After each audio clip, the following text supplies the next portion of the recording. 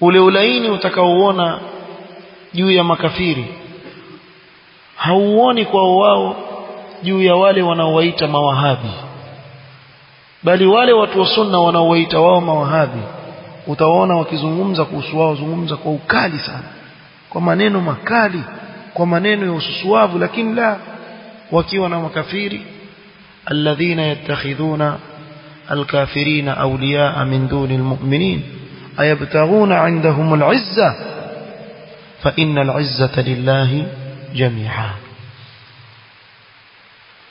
Kwa hata onja utamu wa iman yule ambaye hata sifika na sifa hizi hata ikikithiri ibada yake.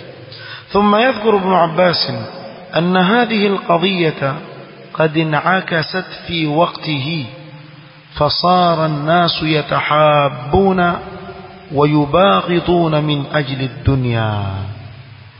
kisha Ibn Abbas akataja kuwa hii kadhia imebadilika katika enzi zake, ikawa watu wapendana na kuchukiana kwa ajili ya dunia, kwa ajili ya dunia.